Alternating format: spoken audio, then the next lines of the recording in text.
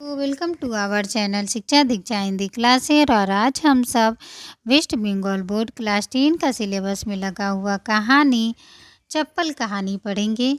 चप्पल कहानी काउट्री वेंकट नारायण जी द्वारा रचित है और यह कहानी गुरु शिष्य के संबंध को दर्शाती है। यह कहानी के पहले भाग को मैं पढ़ा चुकी हूँ। आप ये वीडियो को जाकर मेरे चैनल पे देख सकते हैं। और अब मैं स्टार्ट कर रही हूँ इस कहानी के अगले भाग को। तो चलिए पढ़ते हैं कहानी को। रंगिया बहुत खुश है। क्यों खुश है? क्योंकि उसका 7 साल का बच्चा रमन स्कूल में दाखिला हुआ है उसका।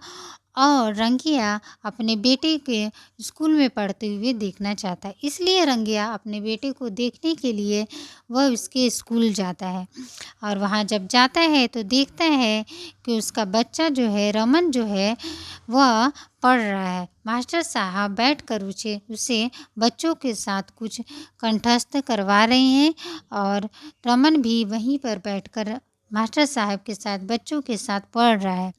मास्टर साहब ने देखा रंगिया हाथ जोड़कर बड़े विनम्र भाव से खड़ा था।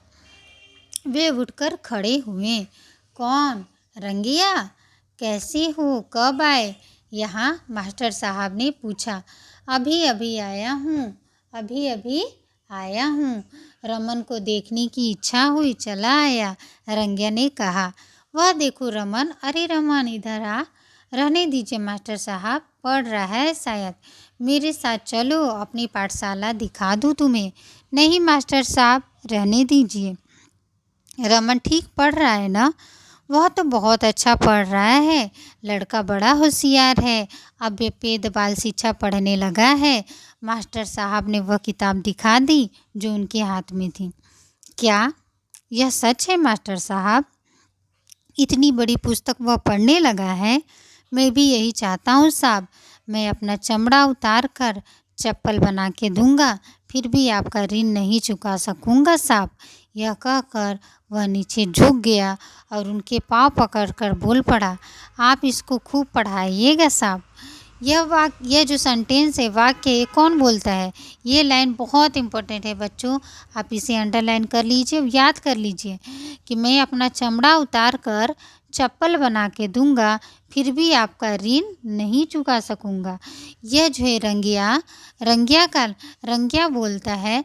और किसको बोलता है? तो मास्टर साहब को बोलता है कि मैं अपना चमड़ा उतार कर चप्पल बना के दूंगा, फिर भी आपका ऋण नहीं चुका सकूंगा ना। तो ये लाइन बहुत इम्पोर्टेंट है। और ये लाइन का जो है हमेशा आशय पूछता है, कभी आपका भावार्थ पूछेगा इस लाइन में क्या कहना चाहता है और इससे क्या आशय है। तो आप इसे अवश्य एक बार अच्छे से ध्यान से देखेंगे।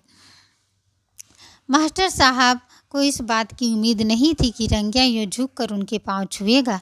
बच्चों को भी वह कुछ अजीब सा लगा। तुम यह क्या कर रहे हो रंगिया? कोई देखेगा तो अच्छा नहीं होगा।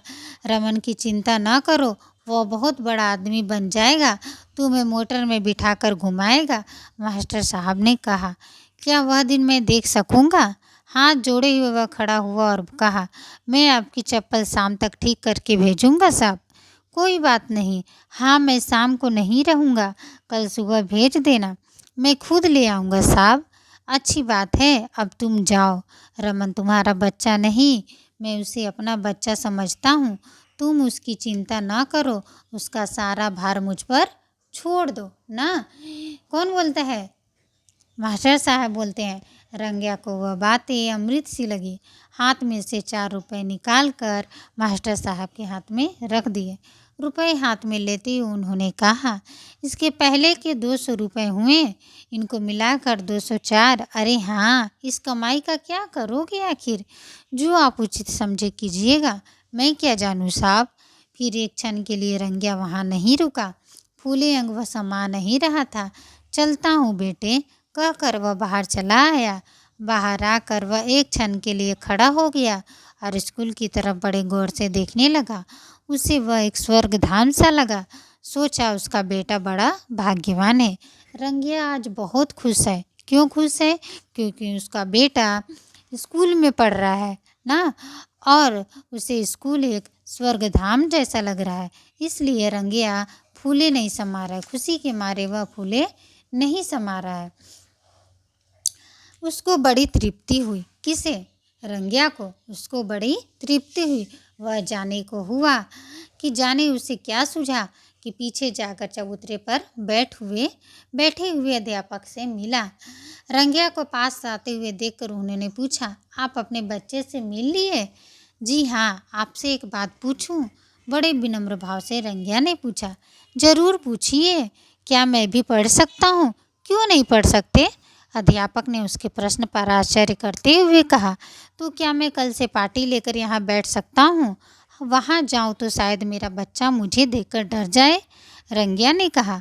उसके भोलेपन पर अध्यापक को हंसी आ गई। आप जैसे लोगों को पढ़ने लिखने के लिए वयस्कों की रात्रि पाठशालाएँ हैं।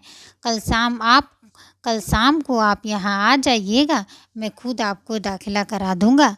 ज़रूर आऊँगा साहब, मेरी आप इतनी मदद सी कीजिएगा तो मैं आपके लिए चप्पल बना के लाऊँगा। नमस्कार, चलता हूँ साहब। हाँ, आ जाना। रंगिया इतना खुश था कि उसके पाँव जमीन पर नहीं पड़ रहे थे। वह सोचने लगा, अगर वह भी पढ़ना लिखना सीखेगा तो उसकी बिरादरी वाले अचरज करने लगेंगे, लेकिन इस उम्र में वह पढ़कर क्या करेगा? ना, अरे क्यों नहीं, सबको पढ़ना लिखना चाहिए। बड़ी उम्र हुई तो क्या हुआ, रमन की तरह वह भी पढ़ लेगा। तरह तरह के विचार उसके मन में उठने लगे। रंगिया अपने बच्चों को याद करके बहुत खुश हुआ। जाने वह पढ़ लिख कर कितना बड़ा आदमी हो जाएगा। अगले साल दूसरी में, उसके बाद तीसरी में, फिर चौथी में, फिर पाँचवीं में वह बहुत कुछ पढ़ लेगा। हाँ, मास्टर साहब ठीक कह रहे थे, कल रमन बहुत बड़ा आदमी बन जाएगा। रंगिया ऐसे रास्ते में सोचते सोचते वह आ रहा है कि मेरा बेटा एक दिन बहुत बड़ा आदमी बनेगा ना। चाय की दुकान के पास पहुंचकर रंगिया ने अपनी थैली उठा ली और घर की राह पकड़ी।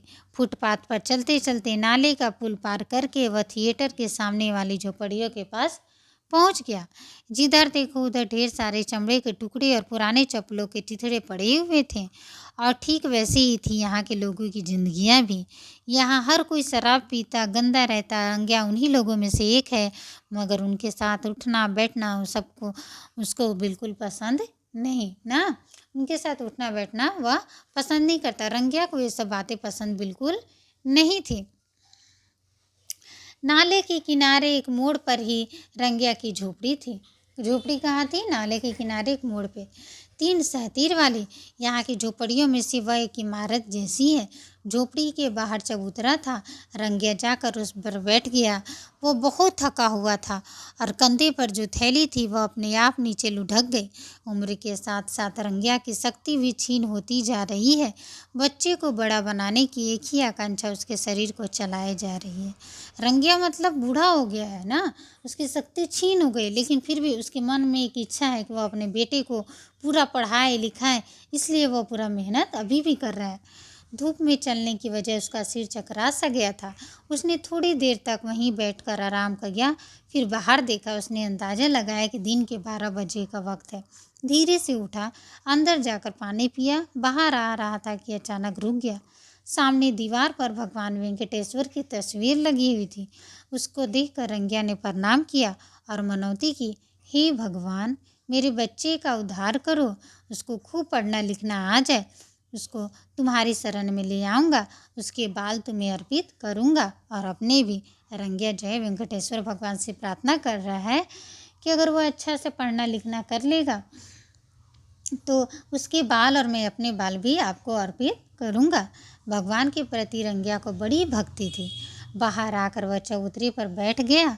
सामने नाला बह रहा था और उसकी पानी की बूंद-बूंद से रंगिया की नाक फट रही थी।